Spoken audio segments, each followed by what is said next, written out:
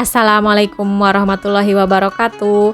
Kali ini kita akan membahas tempat bersejarah yang kita kunjungi selama di Madinah.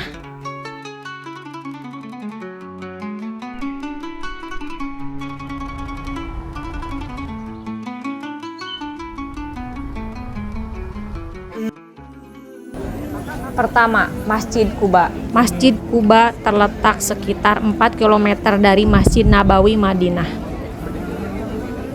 Masjid ini merupakan masjid pertama yang dibangun oleh Nabi Muhammad SAW.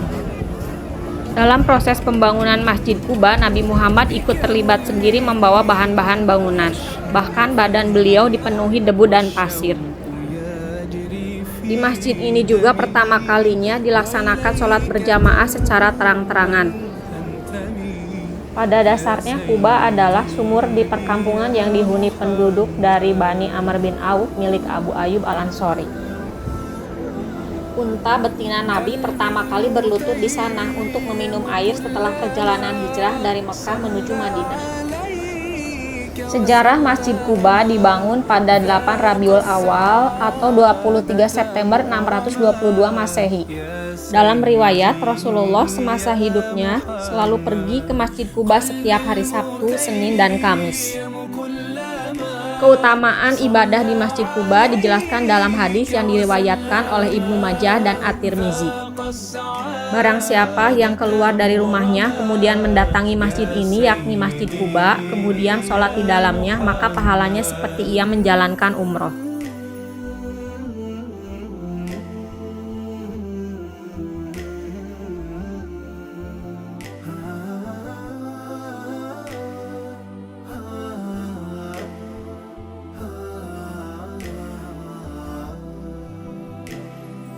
في مهجتي عشق دفين وبدمعتي زاد الحنين بك أهتدي في كل حين يا سيدي. 2. Gunung Uhud dan Makam Syuhada Uhud.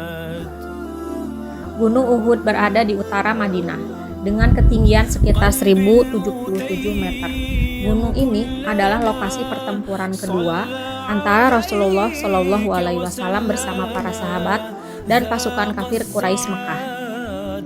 Pertempuran Uhud terjadi pada tahun 2 Hijriah. Kaum muslimin yang berjumlah 700 pasukan dipimpin oleh Nabi Muhammad SAW dengan kaum kafir yang berjumlah 3.000 pasukan yang dipimpin oleh Abu Sufyan.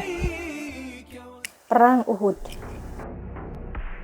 Pertempuran Uhud terjadi pada tahun 2 Hijriah. Kaum muslimin yang berjumlah 700 pasukan dipimpin oleh Nabi Muhammad SAW bertempat di barat laut Jazirah Arab dengan kaum kafir yang berjumlah 3.000 pasukan yang dipimpin oleh Abu Sufyan. Ketika pasukan Nabi Muhammad tiba di Bukit Uhud, ia mengatur formasi mereka. 50 orang pemanah di puncak bukit dengan Abdullah bin Zubair sebagai pemimpinnya, sedangkan yang lain bersiap di antara bukit bertugas melawan musuh. Awalnya pertempuran didominasi oleh pasukan Nabi Muhammad, namun keadaan berbalik ketika pasukan yang berada di bukit melihat kemenangan di depan mata. Mereka sudah tidak sabar ingin mengambil harta rampasan lawan. Ibnu Jubair yang memimpin pasukan pemanah sudah memperingatkan pasukan untuk mengingatkan pesan Nabi Muhammad. Namun para pasukan sudah gelap mata dan turun ke bukit untuk mengambil harta rampasan. Inilah yang memicu kehancuran mereka. Banyaknya jumlah kaum muslimin yang merebut harta rampasan membuat posisi pertahanan mereka kosong dan membuka celah bagi kaum Quraisy untuk menyerang mereka dari belakang, dari arah depan dan belakang. Di titik lain, Wahsy bin Harb, seorang budak dari Habasyah yang mahir melempar tombak, melihat Hamzah bin Abdul Muthalib yang bertarung dengan gagah. Mengalahkan banyak musuh, Wahsy bersembunyi di balik batu dan pohon menunggu kesempatan.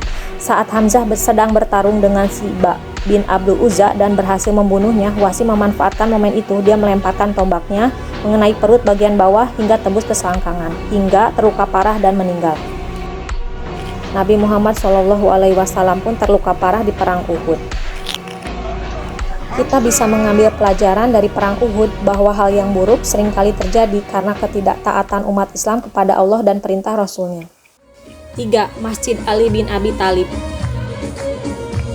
Rasulullah Shallallahu Alaihi Wasallam menjadikan daerah Al-Manakhoh atau sebelah barat daya Masjid Nabawi sebagai tempat untuk melaksanakan sholat hari raya dan meminta hujan. Ketika Ali menjadi khalifah, beliau biasa memimpin sholat hari raya di salah satu tempat yang biasa Rasulullah sholat. Kemudian sebuah masjid dengan nama Ali dibangun di tempat ini. Pembangunan masjid ini berawal pada masa pemerintahan kekhalifahan Abbasiyah. Walaupun masjid ini tidak dibangun langsung pada masa pemerintahan Ali, namun dedikasi pembangunannya adalah untuk mengenang jasa dan pengaruh Ali dalam perkembangan Islam. 4. Masjid Abu Bakar radhiyallahu anha dan Masjid Gomamah. Ini sering didatangi baginda Rasul, menandakan tempat ini berkah. Makanya kita berharap kemungkinan yang kita injak ini dulu juga pernah diinjak baginda Rasul. Karena tempat yang didatangi baginda Rasul itu akan menjadi tempat yang berkah. Tempat ini dulu ada hamparan datar yang luas berada di sebelah kanan Masjid Nabawi. Bahkan dalam sejarah mengatakan tempat ini namanya Manakhoh. Di sebelah kiri Masjid Nabawi itu dulunya pegunungan yang dipenuhi dengan pohon-pohon berduri, namanya Gharqad. Makanya para sahabat mengusulkan bagaimana kalau sekiranya di sebelah kiri Masjid Nabawi kita jadikan makam saja. Maka ditebanglah pohon-pohon yang berduri yang bernama Gharqad tersebut. Sampai-sampai sekarang makam yang berada di sebelah kiri itu namanya Baqi' al-Gharqad. Itu Baqi' atas tempatnya. Gharqad itu ada yang dulunya penuh dengan pohon-pohon berduri yang namanya Gharqad. Nah, di sebelah kanan ini memang hamparan datar, yang mana tempat ini dulu juga digunakan oleh baginda Rasul. Bapak Ibu pernah tahu, kalau kita berjalan di tengah-tengah Masjid Nabawi, maka kita akan melihat seberapa besar Masjid Nabawi. Nah, Masjid Nabawi itu tidak terlalu besar sebenarnya, cuma hanya panjang antara kanan kirinya. Yang sekarang itu pelebaran belajar zaman bersamaan sampai besarnya seperti itu. Jadi Masjid Nabawi itu hanya diameternya sekian. Jadi saat orang Islam ini sudah banyak, Rasulullah mengadakan sholat istisqa itu berada di luar. Nah, Rasulullah mengadakan sholat istisqa di sini, di Manakhoh ini. Bukan cuman sholat istisqa, Rasulullah juga pernah mensolati seorang raja yang bernama Raja Najshi. Tempatnya di mana? Di sini, di tempat Masjid Gomamah ini.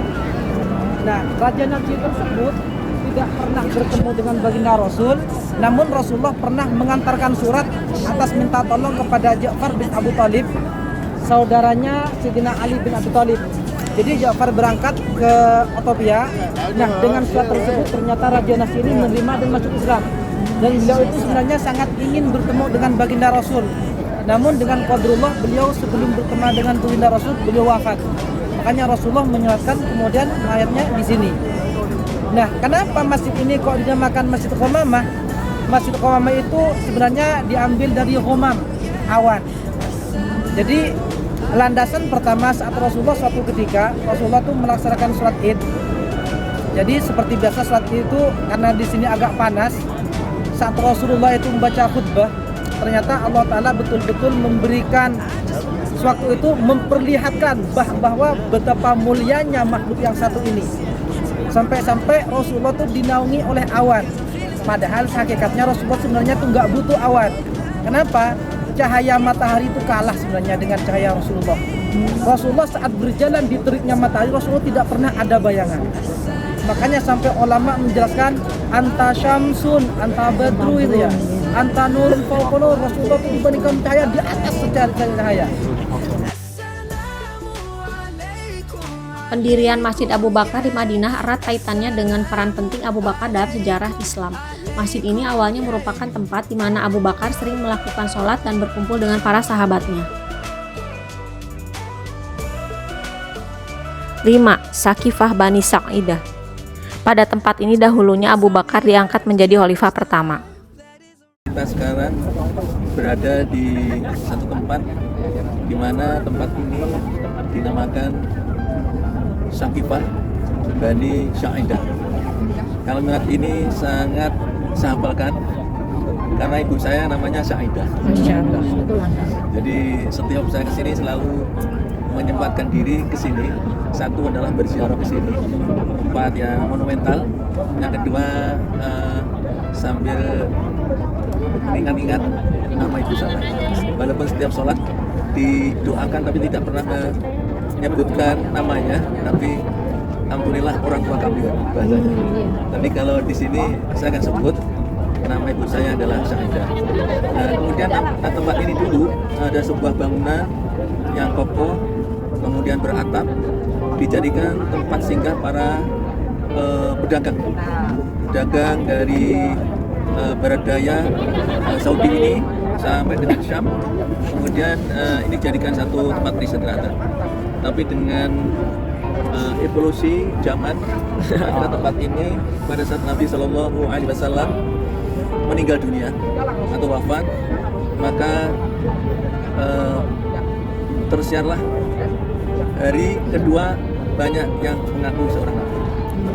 Padahal Nabi jenazahnya masih berada di rumahnya dan diurus oleh Ali bin Abi Thalib bersama Fatimah Az-Zahra. Kemudian juga didampingi oleh Aisyah radhiyallahu anha. Lalu dengan berita yang berbagai macam, maka para sahabat berpendapat bahwa perlu adanya suksesi kepemimpinan. Jadi kalau di Indonesia suksesi kepemimpinan itu melalui pemilu dan pilkada. Kalau di sini saat itu diadakan satu musyawarah di antara para sahabat, yang kelompok paling besar tentu sahabat Muhajirin yang berasal dari Mekah yang ikut hijrah kepada Nabi Shallallahu Alaihi Wasallam. Kemudian ada sahabat Ansor yang memang penduduk sini yang sudah ridho lillahi ta'ala menerima kehadiran kaum Muhajirin. Dari perjalanan kunjungan tempat bersejarah di Madinah, kita mengambil banyak hikmah. Dari Masjid Quba, kita belajar semangat Rasulullah Shallallahu Alaihi Wasallam ketika hijrah dan menegakkan dasar Islam di Madinah, mempersaudarakan kaum Ansor dan Muhajirin.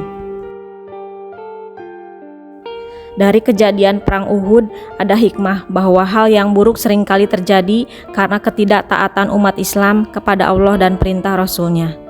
Dari Masjid Ali bin Abi Thalib, Masjid Abu Bakar, kita lebih mengenal sejarah. Berdirinya masjid ini bukan hanya cerita tentang sebuah bangunan, tetapi juga tentang warisan, perjuangan, dan pengabdian seorang sahabat Nabi yang terus dikenang sepanjang masa.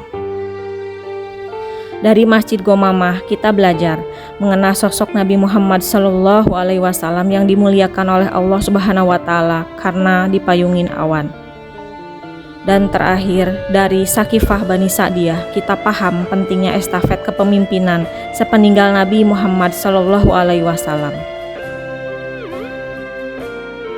Semoga kita bisa terus belajar meneladani sifat dan akhlak Rasulullah Shallallahu Alaihi Wasallam. Amin ya robbal alamin. Terima kasih sudah menonton. Semoga bermanfaat. Wassalamualaikum warahmatullahi wabarakatuh. Sampai jumpa di vlog Mekah.